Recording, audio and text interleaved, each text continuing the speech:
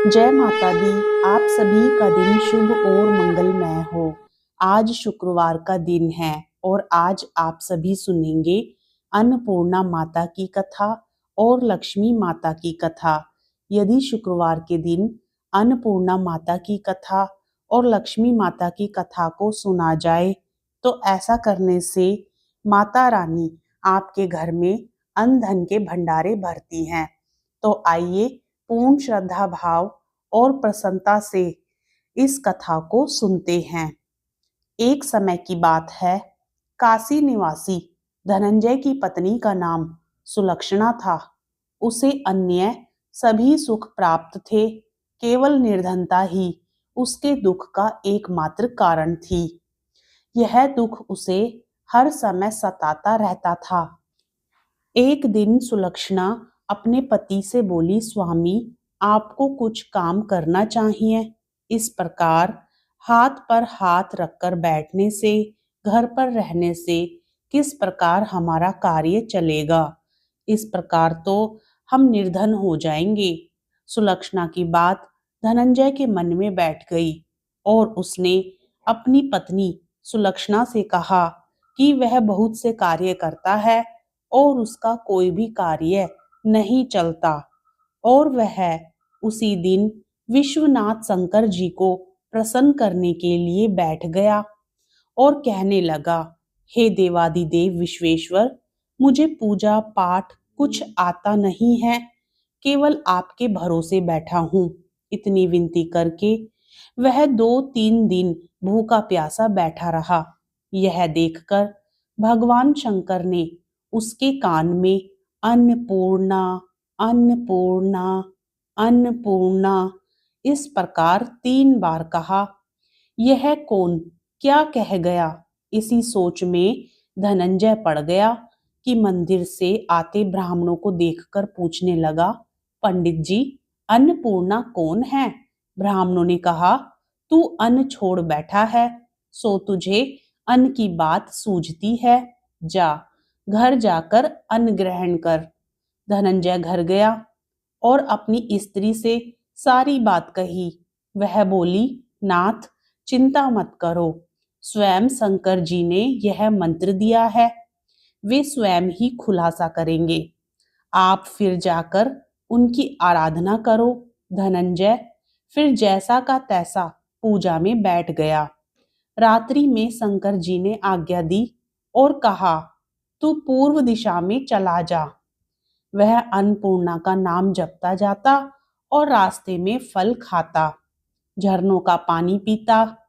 इस प्रकार कितने ही दिनों तक वह पूर्व दिशा में चलता गया।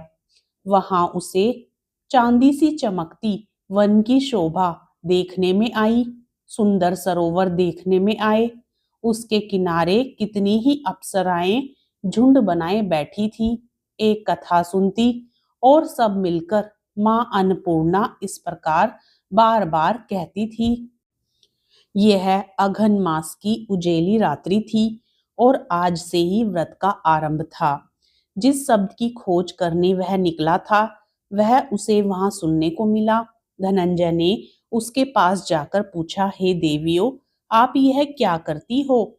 उन सब ने कहा, हम सब मां अन्नपूर्णा का व्रत करती हैं। धनंजय ने पूछा, व्रत पूजा करने से क्या होता है? यह किसी ने किया भी है? इसे कब किया जाए? कैसा व्रत है? मैं और कैसी विधि है? मुझे भी विस्तार से बतलाओ। वे कहने लगी, इस व्रत को सब कोई कर सकते हैं। 21 दिन के लिए 21 गांठ का सूत लेना चाहिए। 21 दिन यदि ना बने तो एक दिन उपवास करें, और अगर यह भी ना बने तो केवल कथा सुनकर प्रसाद लें। कथा में भी अपार शक्ति होती है। निराहार रहकर कथा कहे। कथा सुनने वाला कोई ना मिले तो पीपल के पत्तों को रख, सुपारी या घृत कुमारी वृक्ष को सामने कर, दीपक को साक्षी कर, सूर्य, गाय, तुलसी या महादेव को बिना कथा सुनाए मुख में दाना ना डाले। यदि भूल से कुछ पड़ जाए तो एक दिवस फिर उपवास करें। व्रत के दिन क्रोध ना करें और झूठ ना बोले। धनंजय बोले, इस व्रत के करने से क्या होगा? वे कहने लगी, इसके करने से अंधों को नेत्र मिले, लूलों को हाथ मिले, निर्धन के घर धन आए, बांझी को संतान मिले, मूर्ख को विद्या आए। जो जिस कामना से व्रत करे, माँ उसकी इच्छा पूरी करती है। वह कहने लगा, बहनों, मेरे पास भी धन नहीं है, विद्या नहीं है, कुछ भी तो नहीं है। मैं तो दुखिया ब्राह्मण हूँ, मुझे इस व्रत का सूत दोगी? हाँ भाई, तेरा कल्याण हो, हम तुम्हें अवश्य ही यह सूत देंगी। ले, इस व्रत का मंगल सूत ले।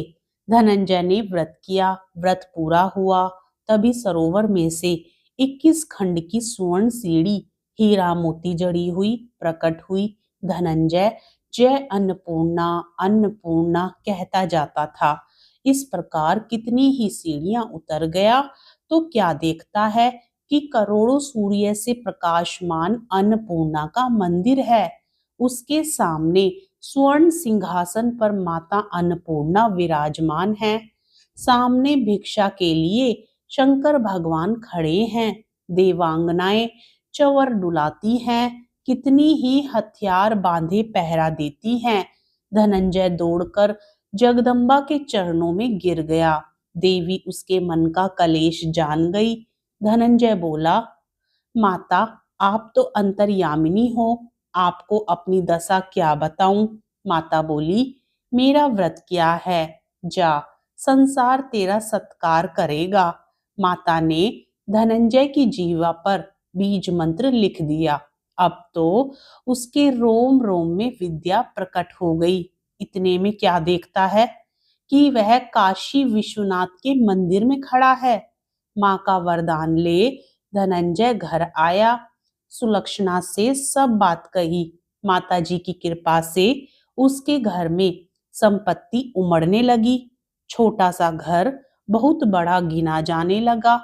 जैसे शहद के छत्ते में मक्खियां जमा होती हैं, उसी प्रकार अनेक सगे संबंधी आकर उसकी बड़ाई करने लगे। कहने लगे, इतना धन और इतना बड़ा घर, यदि तुम्हारे संतान नहीं तो इस कमाई का कौन भोग करेगा? सुलक्षणा से संतान नहीं है, इसलिए तुम दूसरा विवाह करो। अनिच्छा होते हुए भी धनंजय को दूसरा विवाह करना पड़ा और सती सुलक्षणा को सोत का दुख उठाना पड़ा। इस प्रकार दिन बीतते गए। फिर अघन मास आया। नए बंधन से बंधे पति से सुलक्षणा ने कहा कि हम इस व्रत के प्रभाव से सुखी हुए हैं, हमारी निर्धनता दूर हुई है, इस कारण यह व्रत छोड़ना नहीं चाहिए। यह माताजी का प्रताप है जो हम इतने संपन्न और सुखी हैं। सुलक्षणा की बात सुन धनंजय उसके यहाँ आया और व्रत में बैठ गया। नई बहू को इस व्रत की खबर नहीं थी। वह धनंजय के आने की राह देख रही थी। दिन बीतते गए और व्रत पूर्ण होने में 3 दिवस बाकी थे कि नई बहू को खबर पड़ी। उसके मन में ईर्ष्या की ज्वाला दहकने लगी थी। सुलक्षणा के घर आ पहुंची और उसने वहां भगदड़ मचा दी। वह धनंजय को अपने साथ ले गई। नए घर में धनंजय को थोड़ी देर के लिए निंद्रा ने आ दबाया। इसी समय नई बहू ने उसके व्रत का सूत तोड़कर आग में फेंक दिया। अब तो माताजी का कोप जाग गया। घर में अकस्मात आग लग गई। सब कुछ जलकर खाक हो गया। सुलक्षणा जान गई और पति को फिर अपने घर ले आई। नई बहू रूठकर पिता के घर जा बैठी। पति को परमेश्वर मानने वाली सुलक्षणा बोली, नाथ घबराना नहीं, माताजी की कृपा अलौकिक है। पुत्र कपूत हो जाता है पर माता कुमाता नहीं होती। अब आप श्रद्धा और भक्ति से आराधना शुरू करो, वे जरूर हमारा कल्याण करेंगी। धनंजय फिर माता के पीछे पड़ गया। फिर वही सरोवर सीढ़ी प्रकट हुई। उसमें माँ अन्नपूर्णा कहकर वह उतर गया। वहां जा माताजी के चरणों में रुदन करने लगा। माता प्रसन्न हो बोली, यह मेरी स्वर्ण की मूर्ति ले, उसकी पूजा करना, तू फिर सुखी हो जाएगा। जा, तुझे मेरा आशीर्वाद है। तेरी स्त्री सुलक्षणा ने श्रद्धा से मेरा व्रत किया है, उसे मैंने पुत्र दिया है। धनंजय ने आंखें खोली तो खुद को काशी विश्वनाथ के मंदिर में खड़ा पाया। वहां से फिर उसी प्रकार घर को आया। इधर सुलक्षणा के दिन चढ़े और महीने पूरे होते ही पुत्र का जन्म हुआ। गांव में आश्चर्य की लहर दौड़ गई। इस प्रकार उसी गांव के निसंतान सेठ के पुत्र होने पर उसने माता अन्नपूर्णा का मंदिर बनवा दिया। उसमें माताजी धूमधाम से पधारी, यज्ञ किया और धनंजय को मंदिर के आचार्य का पद दे दिया। जीविका के लिए मंदिर की दक्षिणा और रहने के लिए बड़ा सुंदर सा भवन दिया। धनंजय स्त्री पुत्र सहित वहां रहने लगा। माताजी के चढ़ावे में भरपूर आमदनी होने लगी। उधर नई बहू के पिता के घर डाका पड़ा, सब लूट गया। वे भीख मांगकर पेट भरने लगे। सुलक्षणा ने यह सुना तो उसने नई बहू को बुलाने के लिए बुलावा भेजा, अलग घर में रख लिया और उसके अन्न वस्त्र का प्रबंध कर दिया। धनंजय, सुलक्षणा और उसका पुत्र माताजी की कृपा से आनंद से रहने लगे। माताजी ने जैसे इनके भंडारे भरे वैसे सबके भंडारे भरना। प्रेम से बोलिए अन्नपूर्णा माता की जय। अब सुनिए लक्ष्मी माता की कथा। एक शहर में बहुत से लोग रहा करते थे। सभी अपने अपने कामों में लगे रहते थे। किसी को किसी की परवाह नहीं थी। भजन, कीर्तन, भक्ति भाव, दया, माया, परोपकार जैसे संस्कार कम हो गए। शहर में बुराइयां बढ़ गई थी। शराब, जुआ, रेस, व्याभिचार, चोरी, डकैती वगैरह बहुत से गुनाह शहर में होते थे। इनके बावजूद शहर में कुछ अच्छे लोग भी रहते थे। ऐसे ही लोगों में शीला और उसके पति की गृहस्थी मानी जाती थी। शीला धार्मिक प्रवृत्ति की और संतोषी स्वभाव वाली थी। उसका पति भी विवेकी और सुशील था।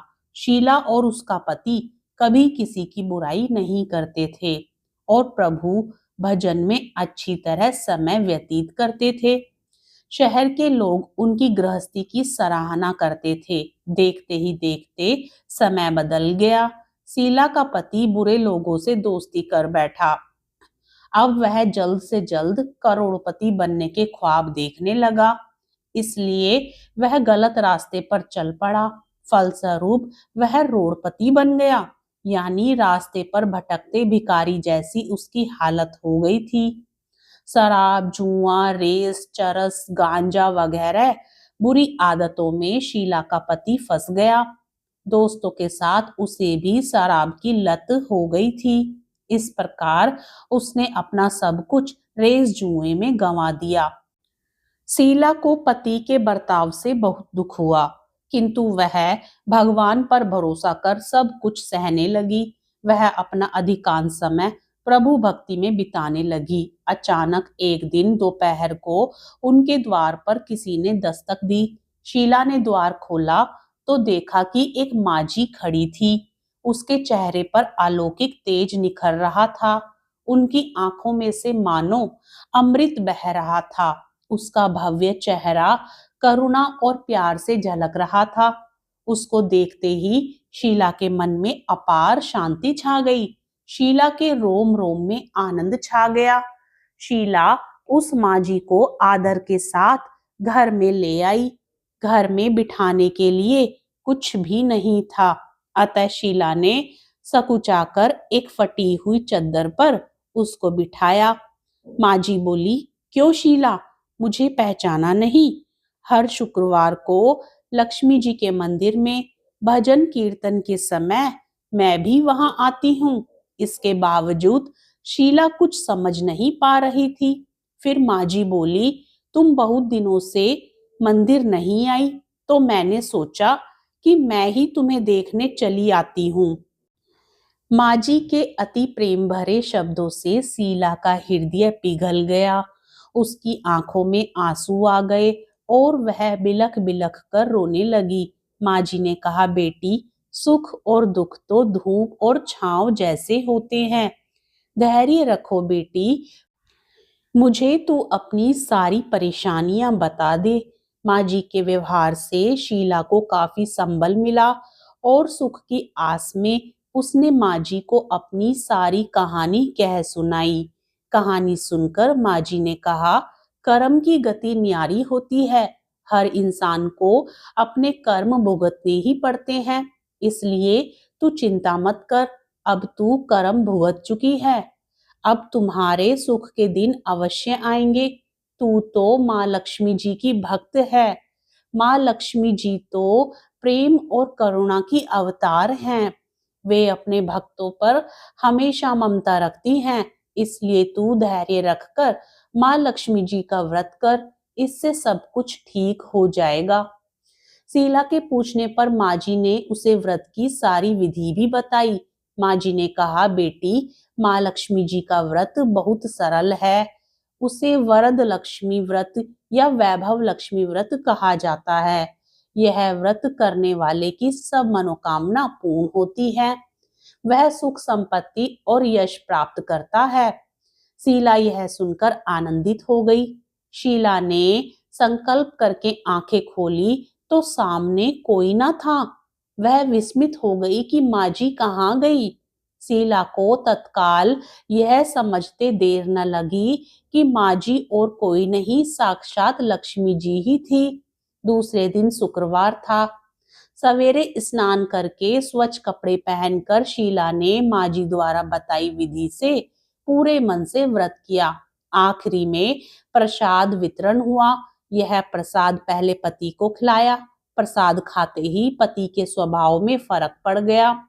उस दिन उसने शीला को मारा नहीं, सताया भी नहीं। शीला को बहुत आनंद हुआ। उनके मन में वैभव लक्ष्मी व्रत के लिए श्रद्धा बढ़ गई। शीला ने पूर्ण श्रद्धा भक्ति से 21 शुक्रवार तक वैभव लक्ष्मी का व्रत किया। 21वें शुक्रवार को माँ जी के कहे मुताबिक उद्यापन विधि करके 7 स्त्रियों को वैभव लक्ष्मी व्रत की 7 पुस्तकें उपहार में दी। फिर माता जी के धन लक्ष्मी स्वरूप की छवि को वंदन करके भाव से मन ही मन प्रार्थना करने लगी, हे माँ लक्ष्मी, हे माँ धन लक्ष्मी, मैंने आपका वैभव लक्ष्मी व्रत करने की मन्नत मानी थी। वह व्रत आज पूर्ण किया है। हे माँ, मेरी हर विपत्ति दूर करो, हमारा सबका कल्याण करो। जिसे संतान ना हो उसे संतान देना, सौभाग्यवती स्त्री का सौभाग्य अखंड रखना, कुंवारी लड़की को मन भावन पति देना। जो आपका यह चमत्कारी वैभव लक्ष्मी व्रत करे और कथा सुने, उनकी सब विपत्ति दूर करना, सभी को सुखी करना। माँ, हे माँ, आपकी महिमा अपार है। ऐसा बोलकर लक्ष्मी जी के धन लक्ष्मी स्वरूप की छवि को प्रणाम किया। व्रत के प्रभाव से शीला का पति अच्छा आदमी बन गया और कड़ी मेहनत करके व्यवसाय करने लगा। उसने तुरंत शीला के गिरवी रखे गहने छुड़ा लिए। घर में धन की बाढ़ सी आ गई। घर में पहले जैसी सुख शांति छा गई। वैभव लक्ष्मी व्रत का प्रभाव देखकर मोहल्ले की दूसरी स्त्रियां भी विधि पूर्वक वैभव लक्ष्मी व्रत करने लगी। प्रेम से बोलिए लक्ष्मी माता की जय, अन्नपूर्णा माता की जय। कथा पसंद आई हो तो वीडियो को लाइक जरूर करें और साथ ही चैनल को सब्सक्राइब भी करें। जय माता दी।